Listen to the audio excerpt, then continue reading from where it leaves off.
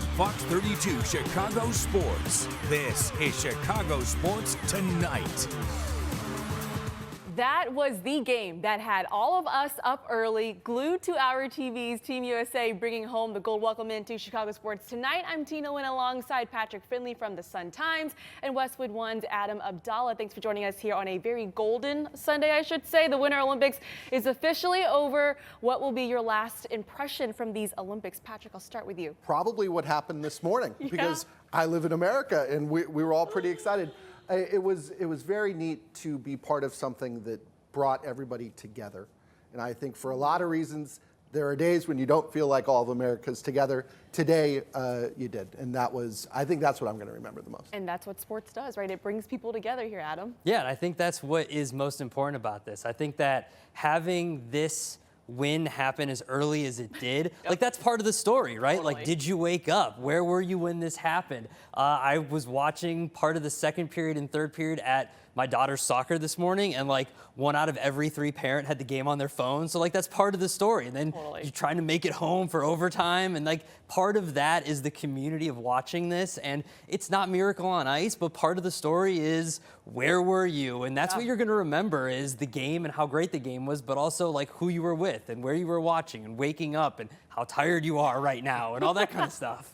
Well, let's talk more about that, because USA against Canada in the final of the men's Olympic hockey tournament. The U.S. defeating Canada in an overtime thriller 2-1 to win its first hockey gold since the 1980 Miracle on Ice. And it was 46 years ago to the day when the U.S. defeated the Soviet Union. U.S. hockey now reaching the top of the mountain once again. This rivalry, guys, so intense. Adam, how do you put into words what this victory means?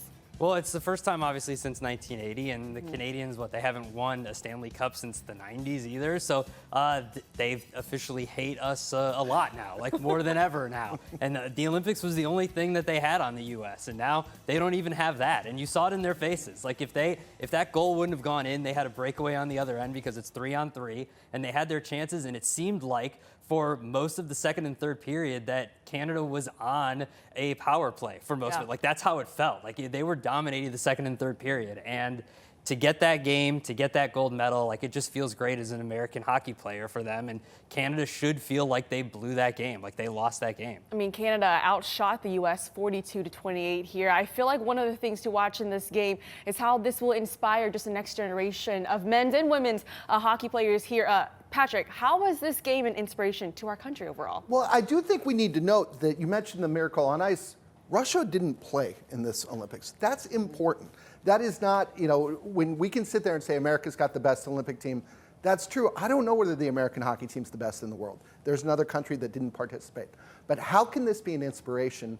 I think the fact that it's such a cultural moment registers. The kids who are playing hockey already love it, but maybe there are little kids who weren't really exposed to it until this morning, because it was a morning on a Sunday and their parents got excited.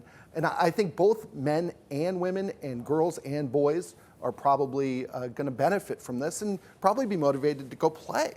And this game, I think overall, it's safe to say, had all of us here really glued to our TV, because Matt Boldley scored the first goal 6 minutes in. Cal McCarr had the equalizer for Canada. Jack Hughes of the New Jersey Devils sealed it in overtime. But Connor Hellebuck, I mean, standing on his head, you have to give him his flowers, all the credit. He stopped 41 of 42 shots. This gold medal is certainly not possible without his all-time performance, right, Adam? Yeah, he was great. And you said it, standing on his head, blocking all those shots. There's that great shot of him standing on one side, his sticks all the way to that's probably the image that I'm going to remember most, is him blocking that shot that saved the game.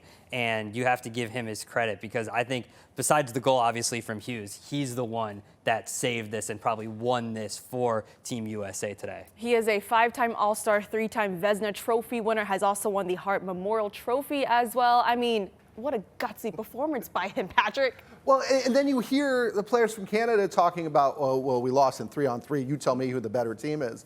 And I'd like to point out that this is an Olympics where we're watching events where people climb up mountains wearing skis, take their skis off, climb up some stairs, put their skis on, and ski back down.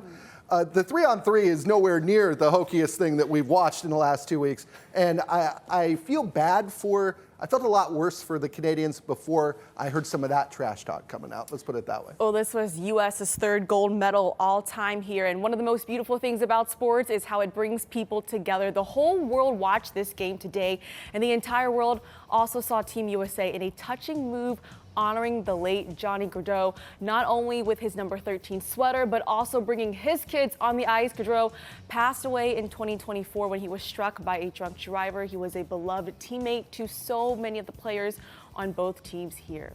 All right, up next on Chicago Sports tonight, the Indiana Bears here. Are the Bears really headed to Indiana? Come on now. All right, we will discuss and give you the latest on the Bears stadium news. Stay with us. About the stadium in Arlington Heights, do you view that as the sole focus of the organization right now? Yes, that's the sole focus right now. As opposed to any of the options? 100%. Our focus is still on the museum campus right now. We're going to continually work on that. Remain steadfast that the goal is to make sure that we have shovels in the ground in 2025. I'll tell you the focus now is both downtown and Arlington Heights. We are still extremely focused on Arlington Heights. All we need is property tax certainty. The concern is that delay means greater expense.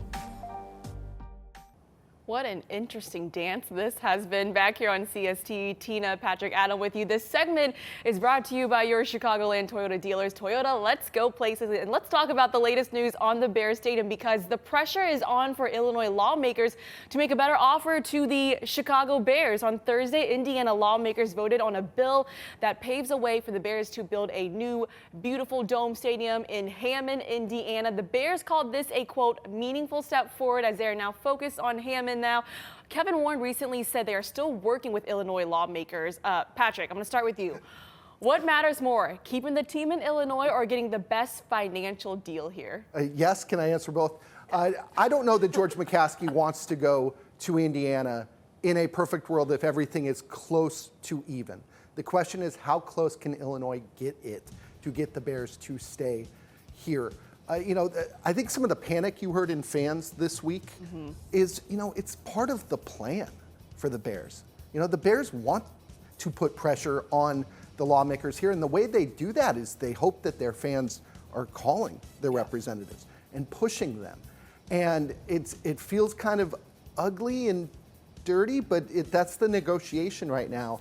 I think in a perfect world, they stay here. I think in a close to perfect world, they stay here. But it's up to Illinois as to whether they can get it close at least. Can you imagine the Chicago Bears moving to Indiana? No, it's not going to happen. It's not going to happen. There's no way. I will not believe that the Chicago Bears are moving to Indiana until I see George McCaskey and Kevin Warren with little helmets on, with golden shovels, digging in the dirt. Well, yeah, because that's what it is. They get those golden shovels. I saw them in Arizona this week. They get golden shovels and they start digging in the dirt. I will not believe it until I see that happen. Until the day I see that happen, they're going to Arlington. They already own the land. This is all posturing. This is all leverage. There's no way this team is moving to Indiana. It's just not going to happen. Well, Illinois lawmakers said they were blindsided by this. They had a 3-hour meeting with the Bears recently. They felt good about giving the team, quote, tax certainty to build in Arlington Heights. They were set to have a hearing in Springfield, but the Bears ended up canceling. Kevin Warren, he did not show up. Adam talked a little bit about it just now, but does owning the land in Arlington Heights still give that site a true edge, Patrick? You'd think so, but they've owned this land for 3 years now, and since then, as that package showed us, they've looked at downtown, they've looked at other places. I think they'll go to Indiana if they have to. And by the way, let's be clear, when we talk about tax certainty means a tax break. Just because they say tax certainty doesn't mean we have to use that phrase.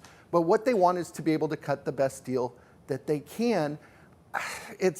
I think that Illinois is the favorite for a lot of reasons, even now. I don't think it's because they own the land. I think it's because it's their state. I mean, Soldier Field is the oldest stadium in the NFL. The fact of the matter is the Bears do need a stadium that is newer and, of course, more modern here. If the Bears leave Illinois, how do you view this team's identity, Adam? I mean, they're still the Chicago Bears. They're just 20, 30 minutes or so into Indianapolis, right? They're still the Chicago Bears. They're still going to practice up in Lake Forest at Hallis Hall. They're still going to bust down. All the fans are going to come from Chicago, some from Northwest Indiana. If they ever win a Super Bowl, the parade will be through downtown Chicago and take place there. So they're still going to be Chicago. The C is still going to be on the side of the helmet. The Bears logo is not going to change. None of that's going to change. They're just going to do what a lot of teams do now and play in a different state. The Giants do it. A bunch of teams do it. Right. They just happen to be in a different state. Multiple teams do it. Patrick, yes, I feel like you've got some more thoughts here. Well, first of all, when they play the fight song, when we get to the pride and joy of, do we all have to go instead of Illinois? If it's in Indiana, Can you rhyme something with Chicago? Yeah, the pride and joy of the region. What do they call it? The region. I think that identity would be lost a little bit because the Chicago is so parochial as it is. And one of the things I think a lot of people in the Chicago area can unite behind is that they're in Illinois. And for all the neighborhoods that we make up, I think everybody takes pride in being from Illinois. And I think that's going to be hard for some fans to get over if they do move. Yeah, it's even so hard for me to imagine the Bears playing in anywhere else but the state of Illinois here. All that to say, this, of course, will be a fluid situation that we will continue to monitor. Coming up next here on CST, we head out to Arizona as the White Sox look to stay undefeated against the Brewers. White Sox 3-0 now in the Cactus League. We'll show you the highlights next. Spring training games obviously in full swing here, a little pun intended. And for the Cubs, adding Alex Bregman to the roster this offseason impacts Matt Shaw here because Shaw got his first spring training start in right field yesterday. He was a rookie a year ago, had to learn third base, all that jazz, and by the end of last season ended up being a Gold Glove finalist in the National League at that position. All that to say, he can handle a lot. But Shaw provides depth for this team, for this Cubs team, but will it hurt his development offensively, juggling, learning these different positions? Adam, I'll start with you. I think you want him to get into a rhythm offensively. So if he's having to think about a lot of things, if he's in and out of the lineup, if he's missing days, you want him to have that identity. You want him to have that offensive rhythm. So if he's missing days here and there because they don't have a spot for him, then yeah, I think he can. If he's thinking a lot about which position he's going to play, I know he's relying a lot on Ian Happ to figure out because Ian Happ was a utility guy before he found his spot. So because of that, yeah, it might mess with his head a little bit. I mean, there was the triple play today, so it messed a little bit with him. It's early, so he'll figure it out. I mean, he's a smart guy, but I think that, it could mess with him a little bit. How do you expect him handling this, Patrick? I don't know. I really want to know what the plan is for getting him regular at bats. Yeah. Because obviously, you mentioned his Gold Glove, close to Gold Glove. But if they were happy with him, they wouldn't have spent a lot of money to replace him. And, there will be spots for him, maybe in the middle infield, maybe as early as a year from now. But what do you do between now and then? And if there's not a plan to get him regular at bats, you just send him to AAA and just let him hit. Like, I wouldn't hate that idea, to tell you the truth, if it's that or him playing 1.5 times a week. Well, I will say, though, I feel like Alex Bregman, with where he is at in his career, right? Yes, he brings a ton of postseason experience, but you can't expect him to play all 162 games. So I think in that case, having Shaw here could provide some depth there at the. Well, and one of the great things about Bregman is the way he shares information with his teammates. Mm-hmm. Maybe you want Shaw to just be at his knee all year and to learn how to be the best version of himself. I know Alex Bregman, a student of the game. We've already heard him have an impact on PCA. How about Tom Ricketts making his expectations for this team pretty known, stating that this team has a talent to win the division? Adam, do you think the Cubs can dethrone the Milwaukee Brewers, who have won 3 straight NL Central titles? They have to at some point, right? You didn't spend all this money, get Bregman, and bring all these guys in to not at some point, right? I think they will this year. I think this will be the year that they win the division.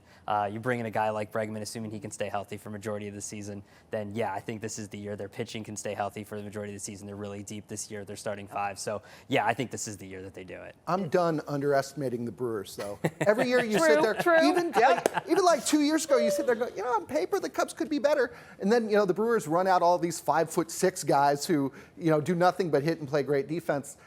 I think you got to beat, to be the man, you got to beat the man. You can expect it, but boy, don't rule out the Brewers. It is fascinating, though, over the years, what they have done with very little as well compared to other MLB teams. So, to wrap up this Cubs discussion, Alex Bregman, is he going to be the difference maker that the Cubs need in this lineup?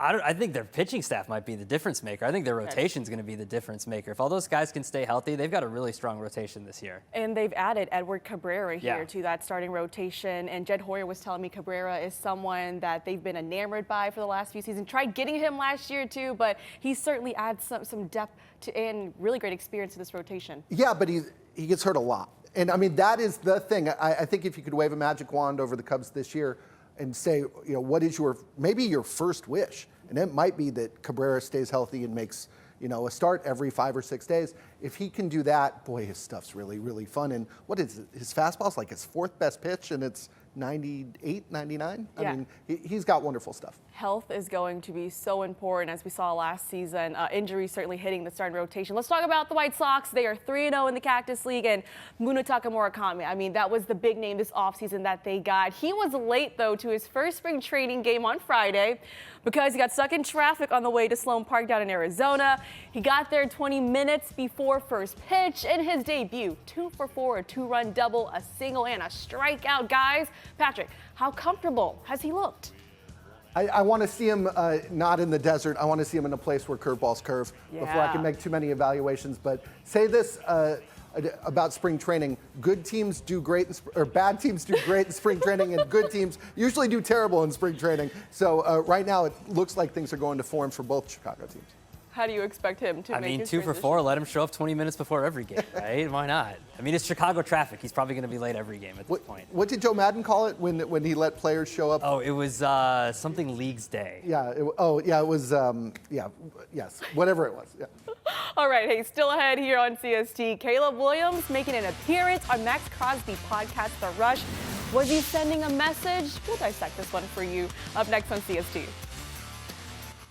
All right, make sure you watch Chicago Sports Tonight daily on Mondays, Wednesdays, Thursdays, and Fridays. Tuesdays, of course, First and North. We stream both shows on Fox Local at 6 p.m.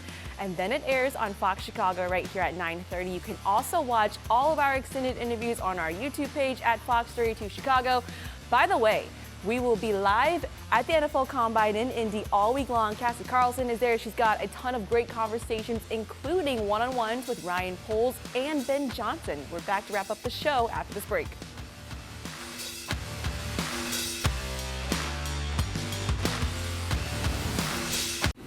It takes one to know one. Like I'm a different cat. Yeah. I operate different. Yeah. People think I'm out of my mind half the time. I'm, you know what I mean? I would tat it on my neck. Yeah. Like, I like what I like. I do what I do. I'm a little bit different. Yeah. You're a different cat. Respect. Yeah. At a different level, bro. You're one of those guys for sure, and you're just getting started. Yep. I don't even know you understand yet how good you can be. Yeah. And that's the scariest part. Yeah. You know what I mean? Just keep that mindset. Keep doing what you're doing. We're locked in. All right, well, there you have it. That was Max Crosby and Caleb Williams doing a podcast together there. That is what I call stirring the pot a little bit. Reminded me a little bit of J.J. Redick and LeBron James doing a podcast, and then Redick becoming the head coach of the Lakers there. Okay, so were these two guys sending a message, Max and Caleb, when they did this podcast together? Because we all watched, right? All 65 minutes of it? Yeah, different cat. They called each other Superman. I think the lesson was that they feel like they have a lot in common. Totally. And whether you want to carry that over to the team they play for, I think might be a dangerous proposition. Because remember, it is illegal to start recruiting guys, particularly with the camera rolling. It doesn't hurt, though. Let me tell you. I mean, watching the two of them talk and watching them talk about how they approach the game, I think, boy, it has to get you excited if he decides he wants to trade, and if the Bears decide they can afford to tear up his contract and give him a new one, and all these other things that have to happen in order to get Max Crosby on your team. One part that made my ears perk up a little bit was when Caleb was telling Max Crosby how Ben Johnson is wired pretty much similar to these two guys here, where they want to go out and truly beat everyone in the NFL. What did you take away from the podcast? I mean, I think this is the opportunity to go out and try to get a guy like Max Crosby. If he gets along with Caleb Williams, if you got two natural leaders in your locker room like that, why not? Because nobody thought that this team would be a player away, and they were a player away last year. So this is the year to go out and do that. You've got Caleb Williams on a rookie deal before you have to pay him a bunch of money. This is the year to go out and tear up the contract, like you said, Patrick, and go out and give Max Crosby a bunch of money, trade the draft capital. If it's only going to cost you what people say it is, a draft pick, DJ Moore, maybe another draft pick, sorry, DJ, but I'm driving you to the airport and getting Max Crosby. So you really think this team right now is a Max Crosby player away? Yes, absolutely. What do you think, Patrick? I think they're probably a max and a half away. A max and okay? But it's worth exploring. I think that it's going to take more than a first-round pick in DJ. I think you got to give multiple ones to get it, and I think if the Bears won't, somebody else will. So more than the Micah Parsons deal? Yeah, probably. Okay, even at his age, of him Even being at his 29 age, and the I third. think Okay. you can look around the league and see the Patriots, see some other teams that would make that move, absolutely. All right, well, real quick, obviously the NFL Combine starts this week in Indy. You're going to be there. Give me a player that you are watching. Arizona State tackle Max Ianachor, I believe is the pronunciation, was born in Africa, didn't play football till junior college. Really interesting prospect. I'm going Caleb Banks out of Florida. Real quick, Adam, you're going with? Caden Proctor, stay away from him. There we go. That's it for Offensive tackle. That's it for CSC tonight. For Adam and Patrick, I'm Tina Nguyen. We'll see you later.